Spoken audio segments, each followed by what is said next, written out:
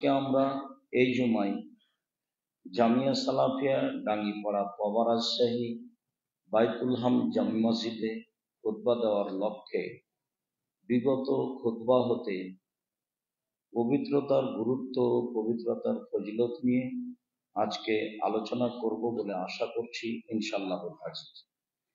এতে আমাদের ছাত্রদের বেশি সুবিধা হবে বলে আমরা মনে করি।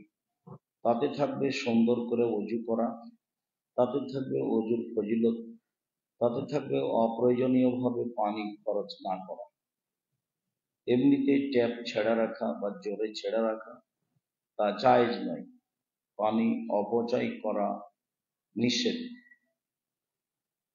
পবিত্রতা নিয়ে আলোচনাতে আল্লাহ তাআলা বলেন, ইয়া আইয়ুহাল্লাযীনা আমানু ইযা কুমতুম ইলাস সালাত, পৃথিবীর মানুষ যখন তোমরা সালাত আদায়ের ইচ্ছা পোষণ করবে, ফাগসিলু ওজুহাকুম ওয়া আইদিয়াকুম ইলাল মারাফিক, তখন তোমরা মুখমণ্ডল ও হাতদ্বয় কনুই পর্যন্ত ধুয়ে নাও। এটা আল্লাহর আদেশ, মুখ এবং হাত কনুই পর্যন্ত ধুয়ে নিতে হবে। আমসাহু বিরুউসিকুম, আর তোমরা মাথা মাসা করো। ওয়া আরজুলাকুম ইলাল কাবাইন, আর পা ধুয়ে নাও টাকনু পর্যন্ত। আল্লাহ তাআলা অত্র আয়াতে ওযুর আদেশ করত হাত কনুই পর্যন্ত ওযুর ধারাবাহিক নিয়মে ধুয়ে নিতে আদেশ করেছেন, আর পায়ের টাকনু পর্যন্ত ওযুর স্বাভাবিক নিয়মে ধুয়ে নেওয়ার জন্য আদেশ করেছেন, মাথা মাসা করার জন্য আদেশ করেছেন। এরপরে আল্লাহ তাআলা বলেন, ওয়াইন কুনতুম জুনুবান ফাত্তাহারু, তোমরা যদি কারণবশত অপবিত্র হয়ে থাকো তাহলে তোমরা পবিত্র হয়ে যাও, পবিত্রতা অর্জন করো। ওয়াইন কুনতুম মারদা আও আলা সাফারিন আও জা আহাদুম মিনকুম মিনাল গায়ব আও লামাসতুমুন নিসা, এছাড়াও যদি তোমরা অসুস্থ হও, এছাড়াও যদি তোমরা সফরে থাকো, এছাড়াও যদি তোমরা পেশাব পায়খানার প্রয়োজনীয় কাজ সেরে আসো, এছাড়াও যদি তোমরা পারিবারিকভাবে সহবাসের কারণে গোসলের প্রয়োজন হয়, ফালাম তাজিদু মাআ, ওই সময়ে যদি তোমরা পানি না পাও, ফাতায়াম্মামু সাঈদান তাইয়্যিবা, তখন তোমরা পবিত্র মাটি দিয়ে ওযু করে নাও, পবিত্র মাটি দিয়ে তায়াম্মুম করে নাও। তায়াম্মুম হচ্ছে ওযুর স্থানে। আমরা আমাদের বিবরণে ধারাবাহিকভাবে ওযুর আলোচনা করেছি, তখন আমরা আলোচনার এক পর্যায়ে তায়াম্মুমেরও আলোচনা করেছি। তায়াম্মুমের আলোচনাতে আমরা বলেছি, মানুষ যারা বলেছে পাথর দিয়ে অন্য কিছু দিয়ে চুন দিয়ে তায়াম্মুম করা যাবে, তা আমরা নাকচ করে শুধুমাত্র মাটি বালু দিয়ে তায়াম্মুম করা যাবে এ কথা বলেছি। তায়াম্মুমে বলেছি হাত দুইটি একসাথে মাটির উপর মারতে হবে, হাত দুটি মাটি থেকে উঠিয়ে নিয়ে স্বাভাবিকভাবে হাতের তালুদ্বয় সামনে রেখে ফোঁক দিতে হবে। তারপরে হাত দুইটি মুখের উপর দিয়ে মুছে নিতে হবে।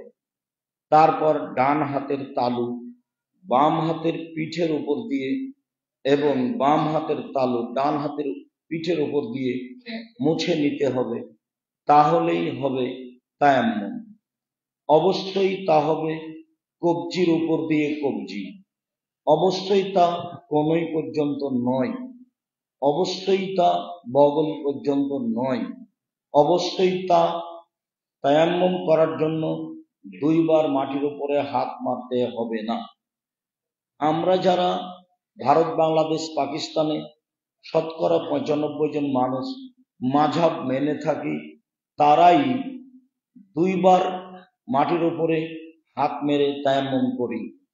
প্রথমবারের জন্য মুখমণ্ডল আর দ্বিতীয়বারের জন্য হাতের কবজি পর্যন্ত। এভাবে আমরা তায়াম্মুম করে আসছি, যা আমরা মাযহাবী ভাই বোনদের কর্মে দেখে থাকি, যা সহিহ হাদিস দ্বারা প্রমাণিত নয়। তায়াম্মুমের ব্যাপারে কথাটি আবারও স্পষ্ট করি যে, যদি মানুষের পানি দিয়ে অজু করা সম্ভব না হয়, যদি মানুষের পানি দিয়ে গোসল করা সম্ভব না হয়, যদি মানুষ পানি না পায়, তাহলে সে তায়াম্মুম করবে বলে আল্লাহ তাআলা আদেশ করেন। পদ্ধতিতে রাসূল সাল্লাল্লাহু আলাইহি সাল্লাম বলেন, প্রত্যেকটা মানুষ, পুরুষ নারী, তার হাত দুইটি মাটির উপরে মারবে। মাটির উপরে আঘাত করার পরে হাত দুটি মুখের সামনে নিয়ে এসে একটি ফোঁক দিবে।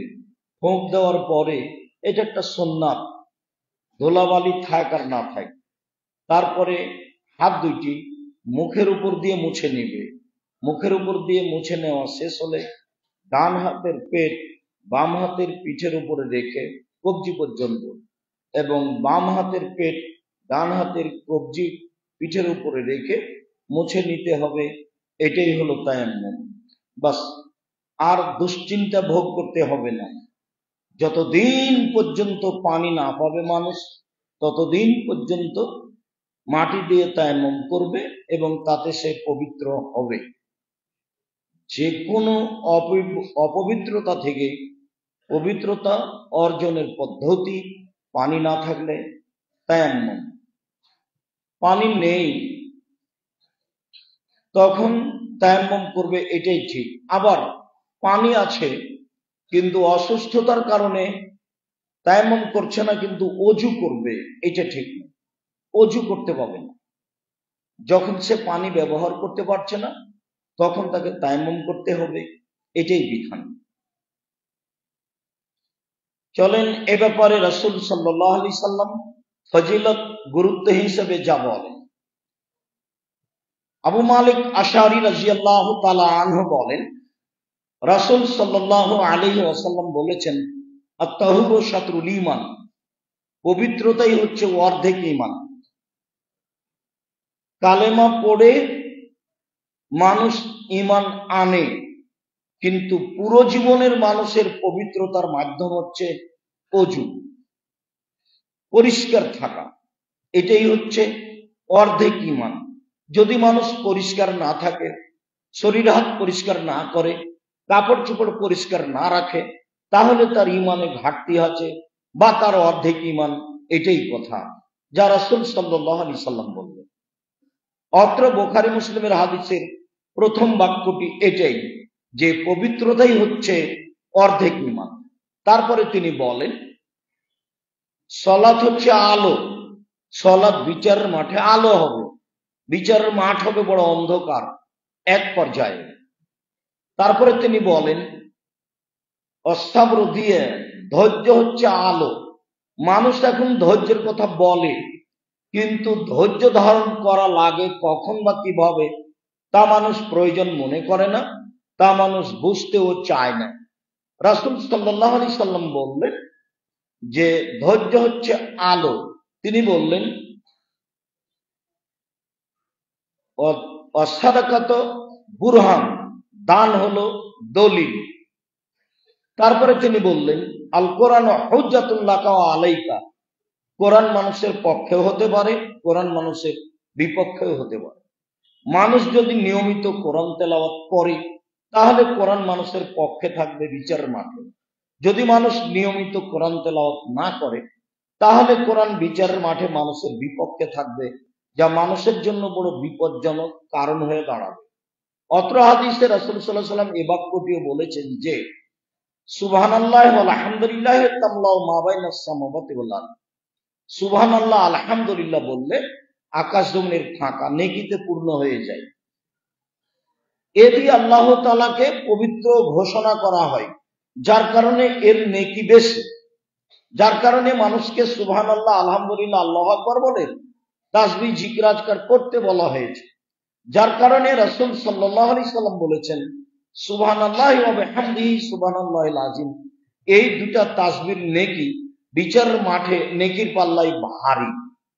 তবে একথাও তিনি বলেছেন সুবহানাল্লাহি ওয়া আলহামদুলিল্লাহি ওয়া লা ইলাহা ইল্লাল্লাহু আল্লাহু আকবার, এটা হচ্ছে সবচেয়ে আল্লাহর নিকটে পছন্দনীয় কালেমা, যা দিয়ে আল্লাহ তাআলার পবিত্রতা ঘোষণা করা হয়, যা দিয়ে তার প্রশংসা করা হয়। আবু হুরায়রা রাদিয়াল্লাহু তাআলা আনহু বলেন রাসূল সাল্লাল্লাহু আলাইহি ওয়াসাল্লাম একদা বললেন, আলা আদুল্লুকুম আলা মা ইয়ামহুল্লাহু বিহিল খাতায়া ওয়া ইয়ারফাউ বিহিদ দারাজাত, আমি কি তোমাদেরকে এমন একটি আমলের কথা বলে দিব না যাতে তোমাদের পাপ মিটে যাবে, মান বেড়ে যাবে? আমি কি তোমাদের এমন একটা আমলের কথা বলে দিব না যাতে তোমাদের পাপ মিটে যাবে, মান বেড়ে যাবে? সাহাবীগণ বললেন, বালা, হ্যাঁ বলেন, সেটা কি? এমন কথা তো আমরা জানতে চাই, সেটা কি বলেন? তখন আল্লাহ রাসূল বললেন, ইসবাগুল ওযু আলাল মাকারিহি, কষ্টের সময় বা শীতের দিনে ভালো করে অজু করা। প্রত্যেক অঙ্গ 3 বার করে ধৌত করার নাম হচ্ছে ভালো করে অজু করা। তারপরে কাসরাতুল খুতায় ইলাল মাসাজিদ, পায়ে হেঁটে মসজিদে যাওয়া। যত পথ বেশি হবে পাপ তত বেশি মিটে যাবে, মান তত বেশি বেড়ে যাবে। ওয়া ইন্তেজারুস সালাত বাদাস সালাত, আর সালাতের পরে সালাতের অপেক্ষায় থাকা। জোহর পড়েছি, আসরের আজান হলেই মসজিদে যাব। আসর পড়েছি, মাগরিবের আজান হলেই মসজিদে যাব। এই অপেক্ষায় থাকা, এই 3টি কাজে পাপ মিটে যায়, মান বেড়ে যায়। 1, ভালো করে অজু করা। 2, পায়ে হেঁটে মসজিদে যাওয়া। 3, সালাতের জন্য অপেক্ষা করা।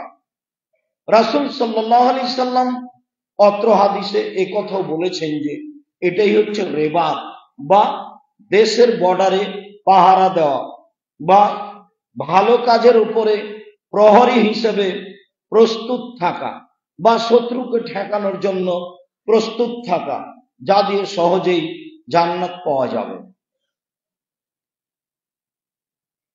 উসমান রাদিয়াল্লাহু তাআলা আনহু বলেন রাসূল সাল্লাল্লাহু আলাইহি ওয়াসাল্লাম বলেছেন, মান তাওয়াদ্দা ফাহসানাল ওযুআ, কেউ যদি অজু করে, সুন্দর করে অজু করে, খারাজাত খাতায়াহু মিন জাসাদিহি, তাহলে তার শরীর থেকে সব পাপ ঝরে যায়।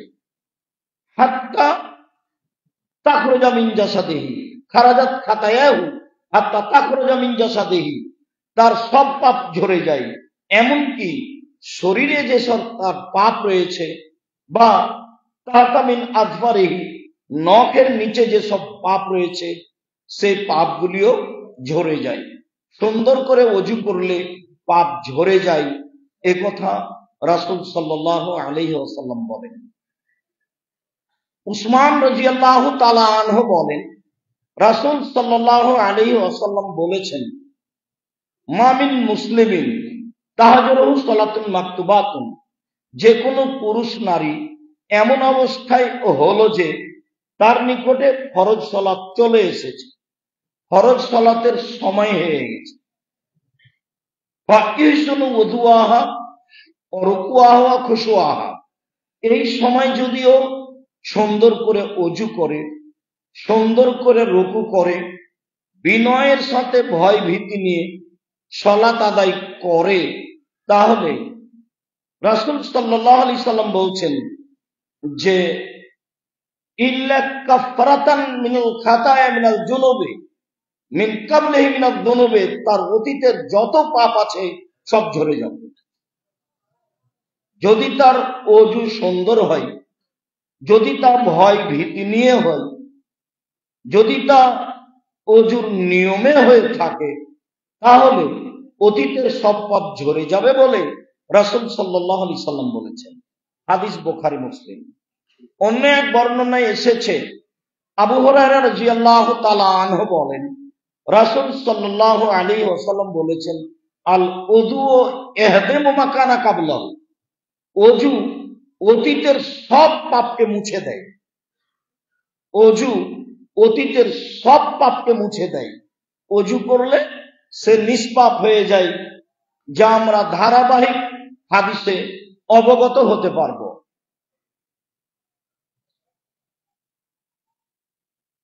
আবু হুরায়রা রাদিয়াল্লাহু তাআলা আনহু বলেন, রাসূল সাল্লাল্লাহু আলাইহি ওয়াসাল্লাম বলেছেন, এজা তাওয়াজ্জাল আব্দুল মুসলিম, যে কোনো পুরুষ নারী যখন ওযু করে, ফাগাসালা ওয়াজহাহু, অতঃপর সে তার মুখমণ্ডলকে ধুয়ে নেয়, খারাজা মিন ওয়াজহিহি কুল্লু খাতিয়াতিন নাদারা ইলাইহা, তাহলে মুখের মাধ্যমে, চোখের মাধ্যমে, কানের মাধ্যমে, জিহ্বার মাধ্যমে যত পাপ হয়েছে, মুখমণ্ডল ধুইলে সব পাপ ধুয়ে যায়। মিনাল মায়ে আও কাতরাত মিন আখিরিল মায়ে, শেষ ফোঁটাই, আর না হলে ওযুর শেষে, শেষ ফোঁটাই ওযুর শেষ পানির ফোঁটাই, আর না হলে ওযুর শেষে তার সব পাপ ধুয়ে যায়।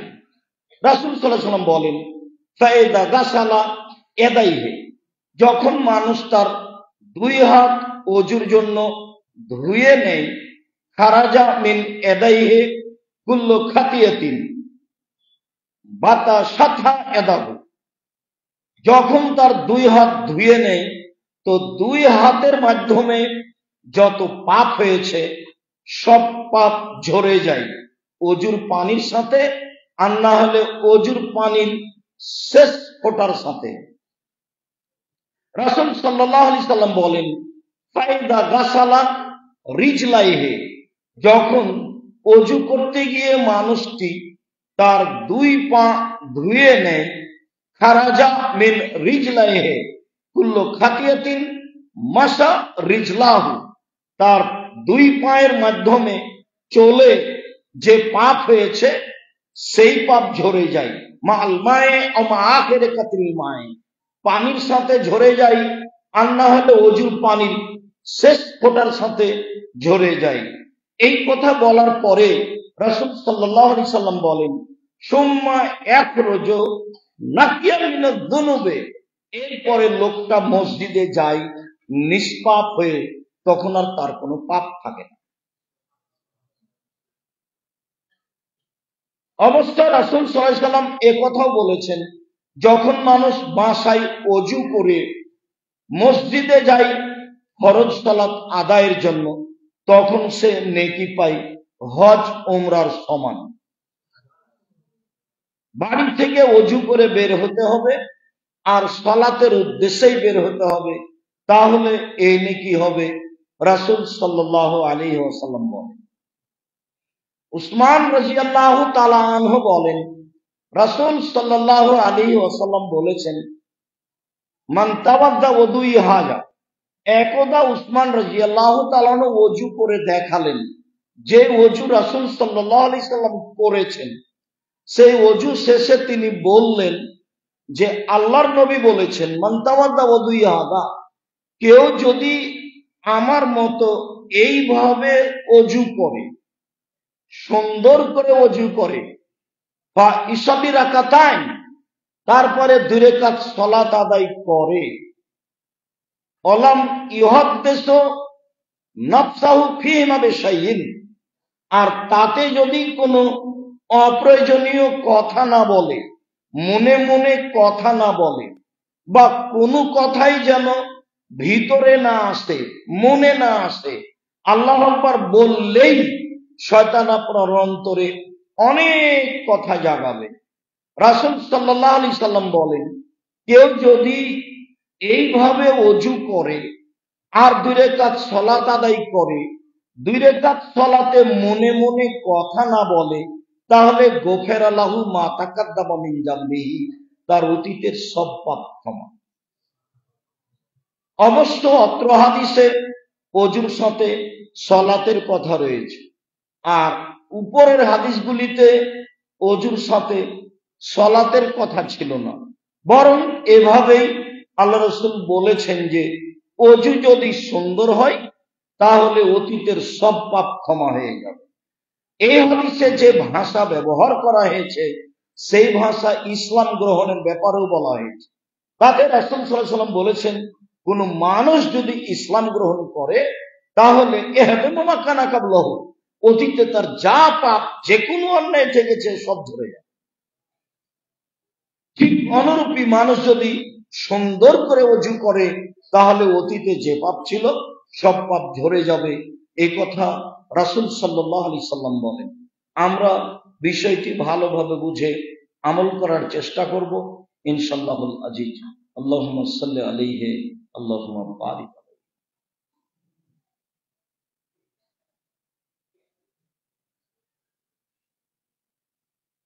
আলহামদুলিল্লাহি ওয়াহদা ওয়াসসালাতু ওয়াসসালামু আলা মান লা নাবিয়্যা বা'দা। উকবা ইবনে আমির রাদিয়াল্লাহু তাআলা আনহু বলেন, রাসূল সাল্লাল্লাহু আলাইহি ওয়াসাল্লাম বলেছেন, মা মিন মুসলিমিন ইয়াতাওয়াদ্দাউ ওয়া ইউহসিনুল উযুয়া, যে কোনো পুরুষ নারী যখন অজু করে, সুন্দর করে অজু করে, সুম্মা ইউসাল্লি রাকাতাইন, তারপরে 2 রাকাত সালাত আদায় করে, মুকবিলান আলাইহিমা বিকলবিহি ওয়াজহিহি, মনে প্রাণে ভয় ভীতি নিয়ে, মানে বিনয়ের সাথে, মনোযোগী হয়ে, অমনোযোগী হয়ে নয়, যেটা সাধারণত ছেলেদের ছাত্রদের মাঝে দেখা যায়। সবসময় শয়তান তাদের ভিতরে প্রতিক্রিয়া করে, সবসময় একজন আর একজনকে ব্যস্ত করে, যেটা নেহায়াত অন্যায়। একজন আর একজনের উপরে পায়ের উপরে পা চাপাই, যেটা নেহায়াত অন্যায়। একজন আর একজনকে আঘাত করে, যেটা সলাতের মধ্যে নেহায়াত অন্যায়। এটা একটা আদব কায়দার ব্যাপার আছে জরুরি ভাবে, কেননা ইবাদতের জগতে এটাই হচ্ছে ভিন্ন ধরনের ব্যতিক্রম বিশেষ ইবাদত, যার পদ্ধতির ব্যাপারে রাসূল সাল্লাল্লাহু আলাইহি ওয়াসাল্লাম অনেক কথা বলেছেন।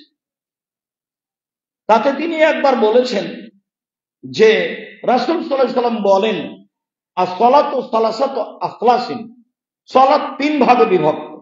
as-salatu salasatu aflasin, সালাত 3 ভাগে বিভক্ত।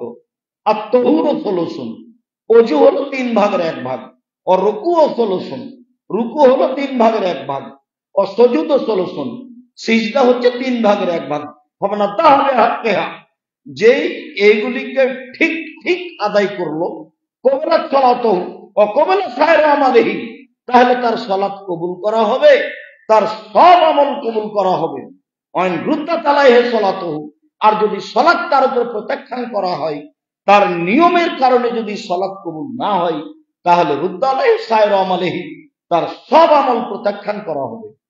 অত্র হাদিস স্পষ্ট প্রমাণ করে যে অবশ্যই অজু ভালো হতে হবে, অবশ্যই রুকু ভালো হতে হবে, অবশ্যই সিজদা ভালো হতে হবে, অন্যথায় সালাত কবুল হবে না, অন্যথায় বাকি ইবাদতও কবুল হবে না। বিষয়টি বেশি ভাববার।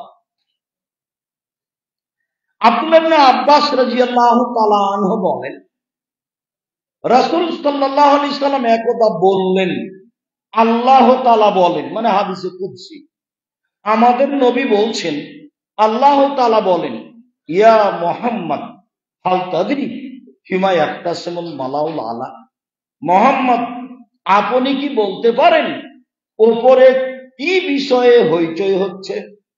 উল্লেখ্য যে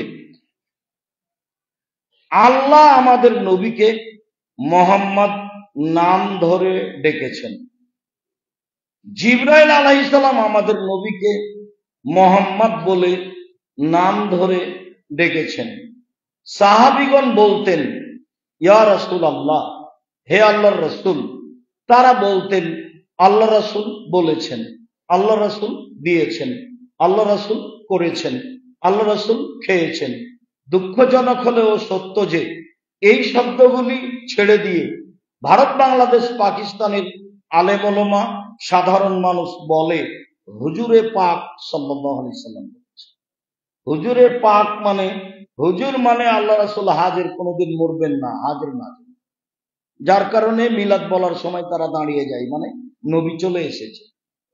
হুজুরে পাক বলার ভিতরে খুব দুর্বল কিছু রয়ে গেছে। হুজুরে পাক বলবে কেন? বলবে আল্লাহ রাসূল বলেছেন, রাসূল সাল্লাল্লাহু আলাইহি সাল্লাম বলেছেন, আল্লাহ রাসূল করেছেন। যেই ভাষা সাহাবীগণ ব্যবহার করেছেন, তাবেঈগণ ব্যবহার করেছেন, তাবেঈগণ ব্যবহার করেছেন, সে ভাষাই সকল মানুষকে ব্যবহার করতে হবে। যে ভাষা সালাফ খালাফ অতীতের লোকজন ব্যবহার করেছেন, সলেহ পরহেজগার মানুষেরা, সেই ভাষাই আমাদেরকে ব্যবহার করতে হবে। হুজুরে পাক সাল্লাল্লাহু আলাইহি সাল্লাম এই ভাষা জরুরিভাবে ত্যাগ করতে হবে। আল্লাহ তাআলা আমাদের নবীকে বলেন, মুহাম্মদ আপনি কি বলতে পারেন উপরে কি নিয়ে হইচই হচ্ছে? তা আমাদের নবী সরাসরি বললেন, না, জি হ্যাঁ আমি বলতে পারি। ফিল কাফারা, উপরে হইচই হচ্ছে কিভাবে আদমের ছেলেমেয়ের পাপ মিটে যাবে, এই নিয়ে কথা হচ্ছে। কি করলে আদম সন্তানের পাপ মিটে যাবে, এই নিয়ে কথা হচ্ছে। তা হচ্ছে যে আল মাকসু ফিল মাসাজিদ বাদা সালাওয়াত, সালাতের পরে মসজিদে বসে বসে তাসবিহ তাহলিল জিকির আজকার করলে আদমের ছেলেমেয়ের পাপ মিটে যাবে, এই নিয়ে কথা হচ্ছে উপরে। সালাম ফিরার পরে দাঁড়ানো হবে না, এইটা খারাপ অভ্যাস, এই খাসলাত, এই বৈশিষ্ট্য খারাপ। সালাতের পরে বসে বসে তাসবিহ তাহলিল জিকির আজকার করতে হবে, যা অনুকূলে হয়। এই করলে পাপ মিটে যাবে, মান বেড়ে যাবে, এই নিয়ে কথা হচ্ছে। দুই, জামা, পায়ে হেঁটে মসজিদে গেলে, জামাতে গেলে পাপ মিটে যাবে, মান বেড়ে যাবে, এই নিয়ে উপরে কথা হচ্ছে। ভালো করে কষ্টের সময়, ঠান্ডা পানির সময় অজু করতে হবে, তাহলে পাপ মিটে যাবে, মান বেড়ে যাবে, এই নিয়ে উপরে কথা হচ্ছে। তাহলে পূর্বে দ্বিতীয় হাদিসে যা বলছিলাম সেটি আবার ফিরে আসলো। তা হলো আদম সন্তানের পাপ মিটে যাবে, মান বেড়ে যাবে কি করলে? মান বেড়ে যাবে, পাপ মিটে যাবে কি করলে? তাতে আজকের আলোচনা হিসাবে 1 নম্বরে সুন্দর করে ওযু করলে পাপ মিটে যাবে, মান বেড়ে যাবে। 2 নম্বরে পায়ে হেঁটে মসজিদে গেলে পাপ মিটে যাবে, মান বেড়ে যাবে। 3 নম্বরে সালাতের জন্য অপেক্ষা করলে পাপ মিটে যাবে, মান বেড়ে যাবে, পাপ মিটে যাবে, মান বেড়ে যাবে। বা মসজিদে বসে বসে তাসবিহ তাহলিল জিকির আজকার করলে পাপ মিটে যাবে, মান বেড়ে যাবে। এই পর্যন্ত বলার পরে রাসূল সাল্লাল্লাহু আলাইহি ওয়াসাল্লাম বলছেন, শোনো, ফামান ফাআলা যালিকা আসাবে খাইরি ওয়া মাতাবে খাইরি, এমন আমল কেউ যদি করতে পারে তাহলে তার মরে যাওয়া ভালো, তার বেঁচে থাকা ভালো। এমন আমল কেউ যদি করতে পারে তাহলে তার মরে যাওয়া ভালো, তার বেঁচে থাকা ভালো। এমন আমল কেউ যদি করতে পারে তাহলে তার মরে যাওয়া ভালো, বেঁচে থাকা ভালো, বাঁচলেও ভালো, মরলেও ভালো। তা হলো সুন্দর করে ওযু করা, তা হলো পায়ে হেঁটে মসজিদে যাওয়া, তা হলো সালাতের পরে তাসবিহ তাহলিল জিকির আজকার করা। এতে মরে যাওয়া ভালো, বেঁচে থাকা ভালো।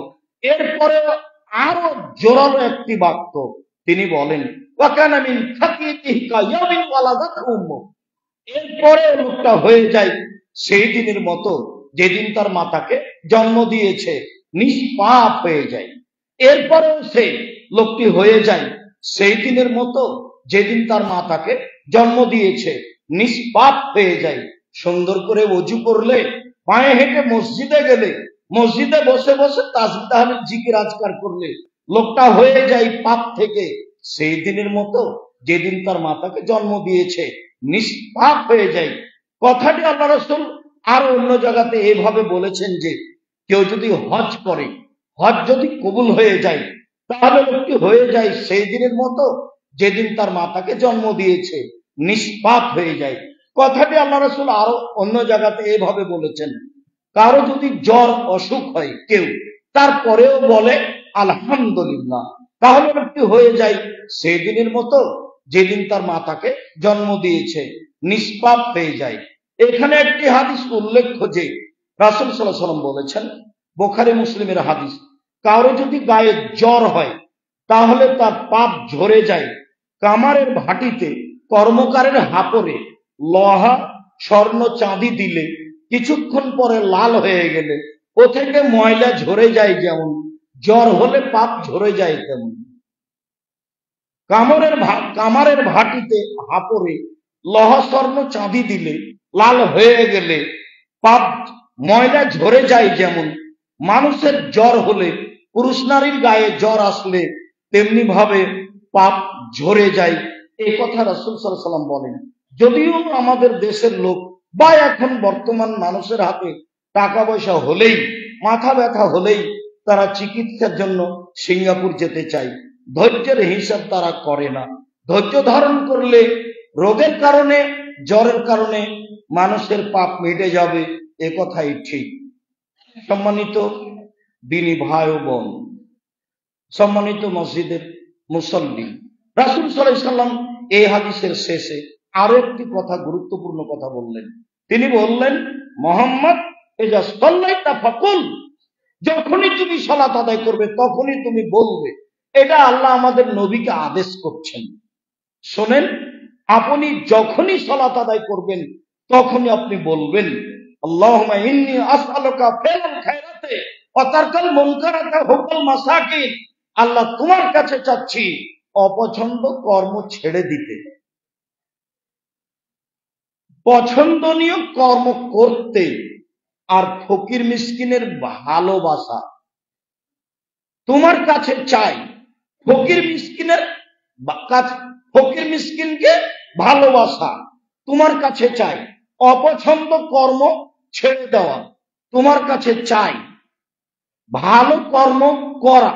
আল্লাহুম্মা ইন্নী আসআলুকা ফিল খায়রাতি ওয়া তারকাল মুনকারাতি ওয়া হুব্বাল মাসাকিন।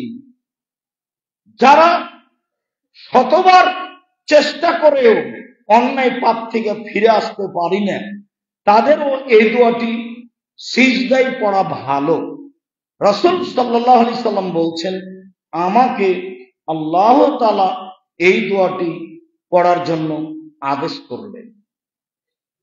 আবু হুরায়রা রাদিয়াল্লাহু তাআলা আনহু বলেন, রাসূল সাল্লাল্লাহু আলাইহি ওয়াসাল্লাম একদা আতাল মাকবারাতা, কবরস্থানে আসলেন।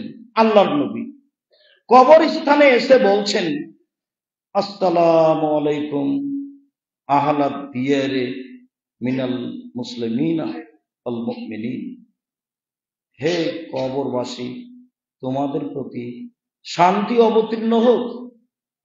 ওয়া ইন্না লাকুম লাহিকুনা, অবশ্যই আমরা তোমাদের সাথে সাক্ষাৎ করব।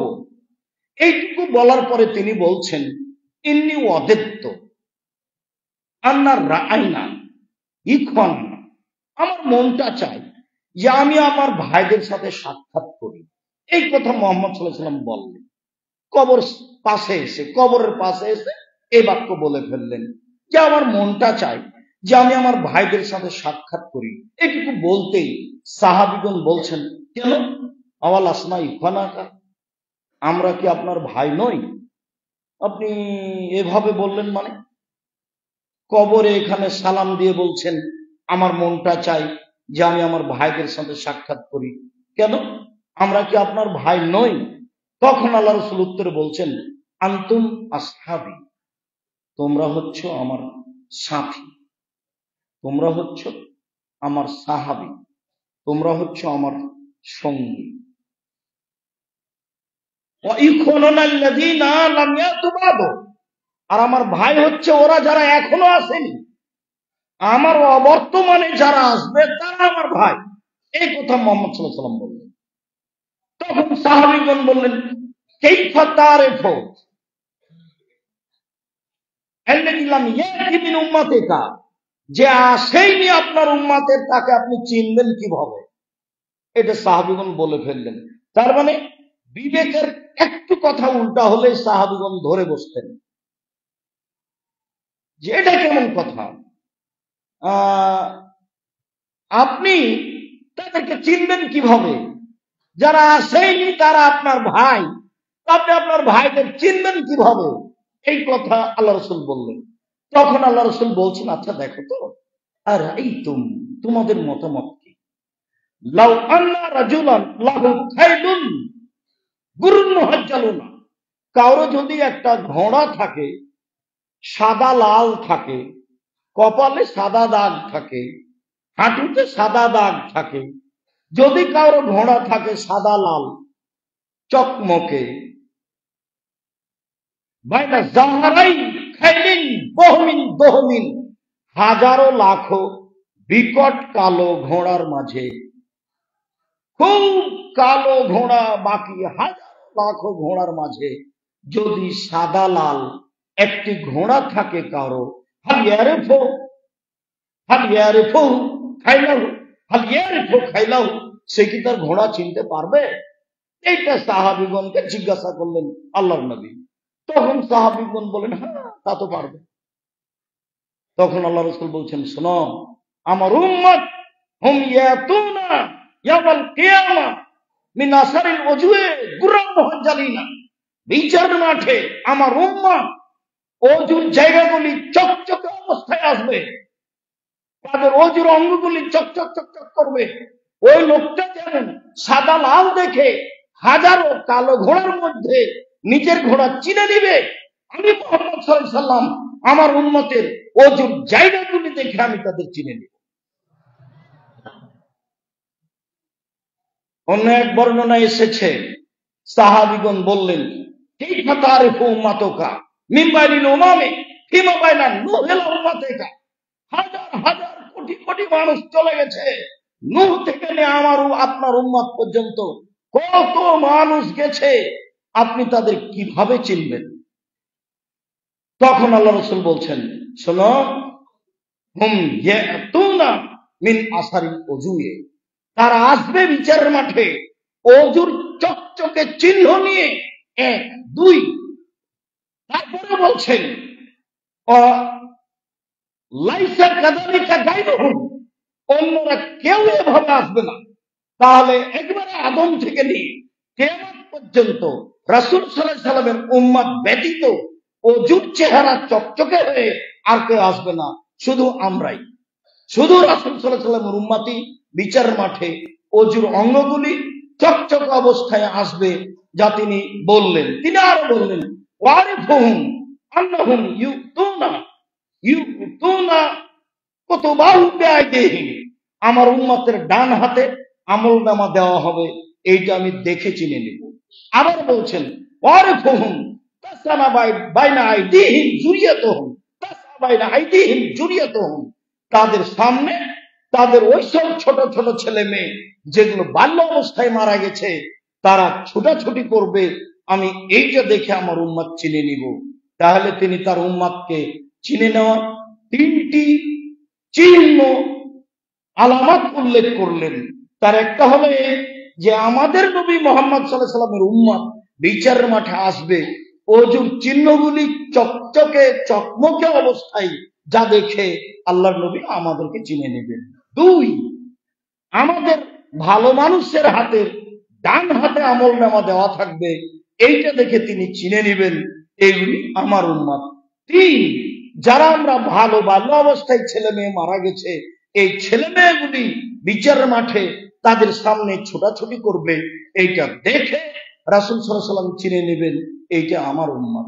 সম্মানিত মসজিদের মুসল্লি, আমরা আজকে ওজুর ফজিলত নিয়ে আলোচনা করছি।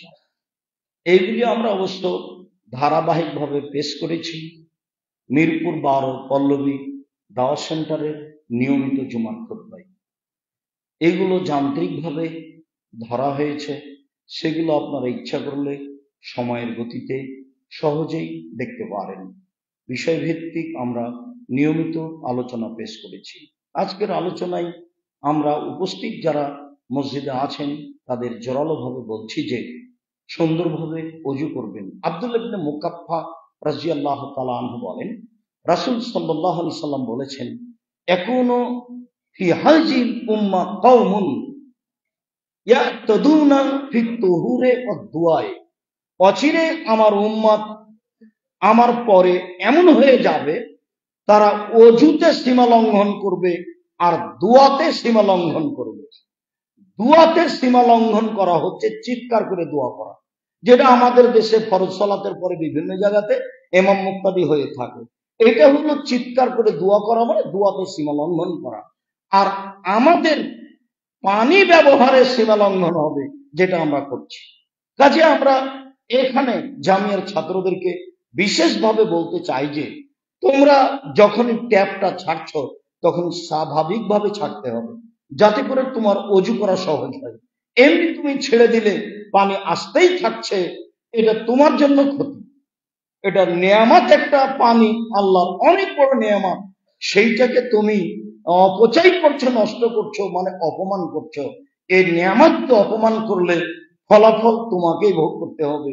এইটুকু হিতাহিত জ্ঞান, বিবেক বিবেচনা তোমার ভিতরে থাকতে হবে। অজু সুন্দর করে করতে হবে, একথাই ঠিক। সুন্দর করে অজু করে নিয়ে পাপ মুছে দিব, মুছে নেওয়ার চেষ্টা করব, এবং এই সন্তুষ্টি দিয়ে আল্লাহর নিকটে বিদ্যা চাইব। সুন্দর করে অজু করে 2 রাকাত সালাত আদায় করলে যেটা চাইবে মানুষ, সেটা আল্লাহ দিবেন মর্মে আমরা প্রাণপণে সেই চেষ্টা করব। আল্লাহ আমাদের তৌফিক দান করুক। আল্লাহ।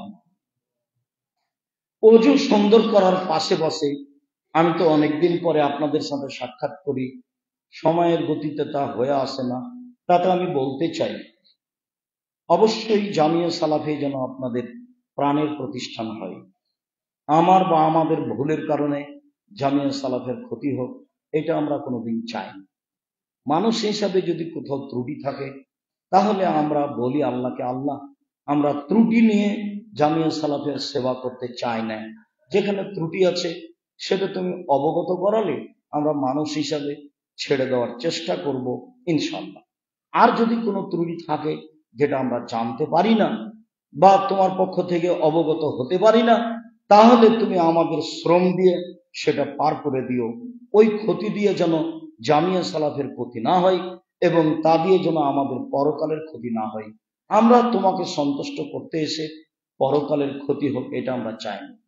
তোমার দরবারে জানাই, তুমি আমাদের জামিয়া সালাফে কবুল করো, তুমি আমাদের ছাত্র শিক্ষককে কবুল করো।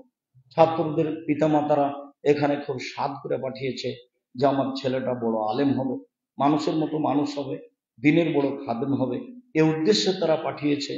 তাদের চালচলনের কোনো দুর্ঘটনার কারণে তারা যেন ছিটকে না পড়ে, তুমি এইটা করে দাও। সব সময় যেন তারা ভালো অবস্থায় থাকে, তারা যেন তোমার সন্তুষ্টি নিয়ে দিন কাটাতে পারে, তারা যেন নিয়মিত তোমার কাছে তাদের প্রয়োজনীয় বিদ্যার দাবি তোমার কাছে করে। এই পথ, এই ঘাট তুমি করে দাও। তোমার এটা সহজ, তুমি সর্বশক্তিমান, তুমি সবকিছু করতে পারো। জুমার খুতবার শেষ অংশে এসে ছাত্রদের জন্য তোমার কাছে জোরালো দাবি জানাচ্ছি,